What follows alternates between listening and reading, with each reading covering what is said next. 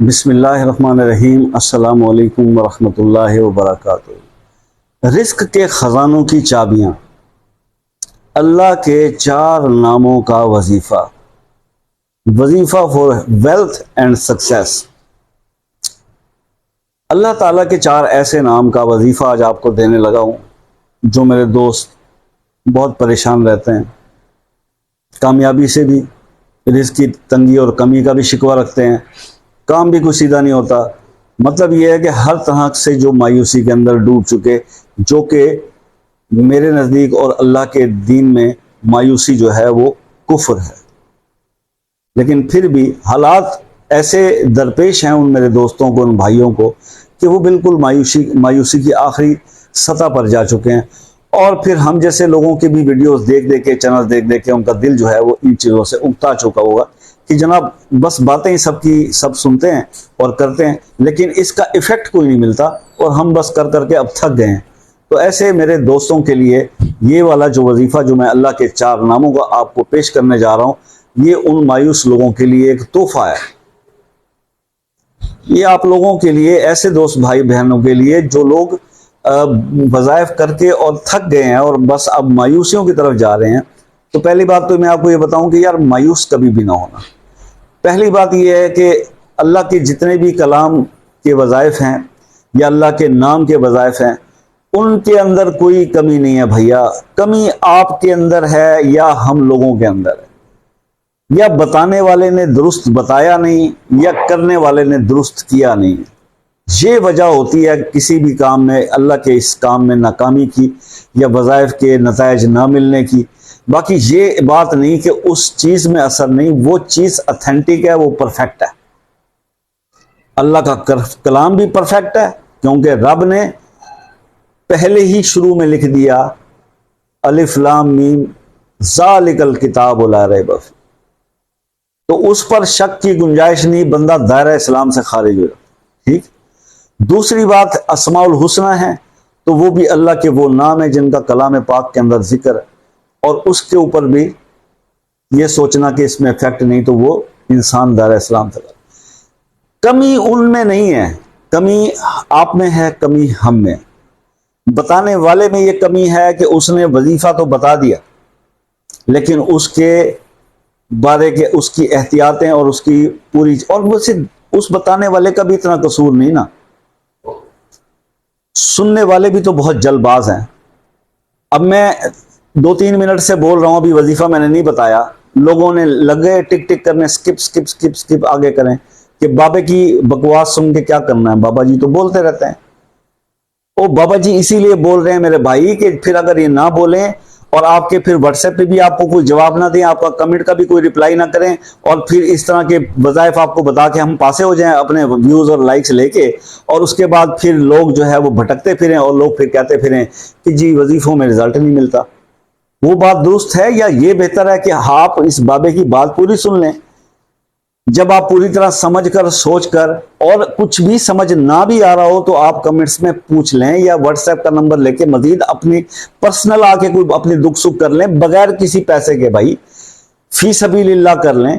और वो आके अपनी तसल्ली के बाद फिर अपना जो भी दुख सुख है वो बताने के बाद कुछ और रहनुमाई लेके आप करें, और फिर वक्त वक्त की रिपोर्ट दें कैसे आप कामयाब नहीं होंगे। वज़ाइफ में तो इंसान कामयाब हो जाता है। या अगर, क्योंकि YouTube का इस प्लेटफॉर्म का अलमिया यही है, यहां पर लच्छेदार बात करें घुमा फिरा के, ठीक है, कोई इंटरेस्टिंग सा जेस्चर दें, जोश जज्बे वाली बात कर दें, और बात करने के बाद फिर क्या करें, अब आपको व्यूज और कमेंट मिल गए, आपको थोड़ा सा वॉच टाइम मिल गया, आपका काम हो गया, अब हमारा काम बनता भाड़ में जाया जनता। ये बेसिकली थीम जो है ना लोगों ने अडॉप्ट किया हुआ है। और उसके बाद अगर कोई मिलियंस में चले गए फॉलोअर, कोई बड़ी हस्ती करार दे, यूट्यूब के बहुत बड़े आलिम बन गए, आमिल बन गए, तो फिर उसके बाद उन्होंने अपना रेट बढ़ा दिया, रेट रख दिया कि जनाब आधा घंटा बात करोगे 25 पाउंड, $30 है जी, वो इनकम का लगा जरिया। तो भाई बात यह है कि आप खुद ये मौका क्रिएट कर रहे हैं। जो सच बोलना चाह रहा है, जो आपको पूरी बात बताना चाह रहा है, जो आपको मंजिल की तरफ लेकर जाना है, उसकी तो बात आप सुनना गवारा नहीं करते। कहते हैं यार बकवास कर रहा है, इसको आगे भगाओ, बस वजीफा सुनो और आगे चलो। फिर जब वो वजीफा इफेक्ट नहीं करता तो फिर आप ही जैसे दोस्त भाई कमेंट करके बता रहे होते हैं कि यार ए में सब चवला जी कोई नहीं है, कोई नहीं पिया जी, कोई फायदा नहीं है, कोई कुछ नहीं होता, कुछ नहीं होता। भाई अल्लाह के कलाम में बड़ी पावर है, अल्लाह के नाम में बड़ी पावर है। आप लोगों को बताने वाले ने सही नहीं बताया या करने वाले ने सही नहीं किया, गलती आपकी हो सकती है, मेरी हो सकती है, और बाकी चीजों की तरफ आप ना सोचें, अपने ईमान के दायरे से खारिज हो जाएंगे। लिहाजा सोच समझ कर बात किया कीजिए। ये कसूर उन लोगों का है जिन्होंने इस माहौल को ऐसा किया हुआ, और कुछ कसूर आप लोगों का, क्या आप पूरी बात ही नहीं सुनते? फिर शिकवा किस चीज का? बस फिर ठीक है, हर किसी का अपना वो चल रहा है ना, तो बस चलने दें।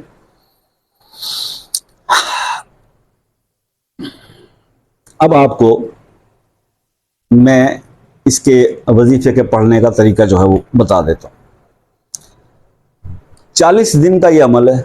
इशा की नमाज के बाद आप बिल्कुल तन्हाई में बैठ जाएं, अकेले बावजू होकर तन्हाई में बैठ जाएं, कोई डिस्टर्ब करने वाला ना हो, यकसुई हो, खामोशी हो, सिर्फ आपके जहन में तसव्वुर अल्लाह का, अपनी परेशानियों को सोच लें, जो भी मुसीबत जो आपके ऊपर है, रिज़्क की है, किसी काम में सक्सेस की है, कोई भी मसला है, शादियों के मसले मसाइल जो आप सोच सकते हैं, कोई बड़ी बीमारी है, डिस्टर्बेंस है, ऑपरेशन है, वो सोचकर आपने बैठ के सबसे पहले 7 मरतबा दुरूद इब्राहिमी पढ़ना, 7 टाइम्स, 7 दफा क्या करना है आपने? 7 दफा आपने दुरूद इब्राहिमी पढ़ लेना। उसके बाद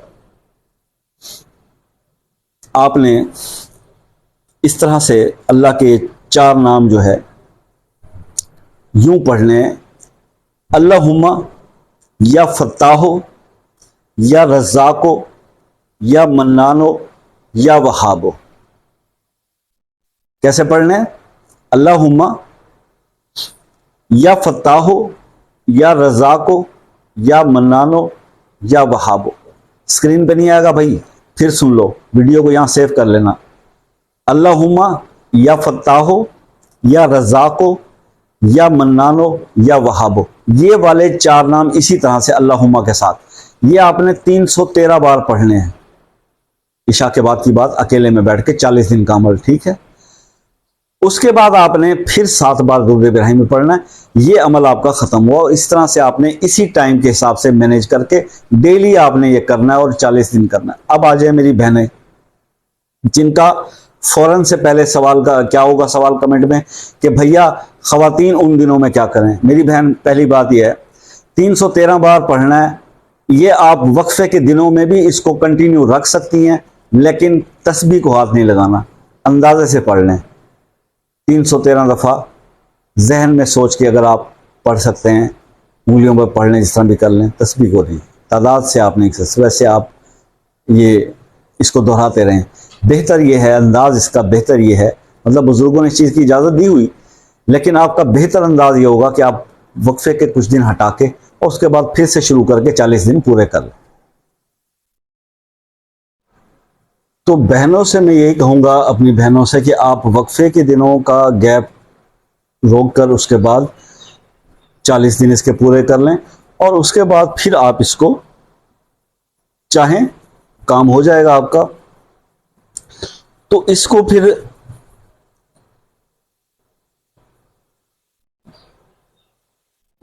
थोड़ा थोड़ा पढ़ते रहें, यानी जैसे हम अमल को कायम करने के लिए कुछ ना कुछ पढ़ते रहते हैं।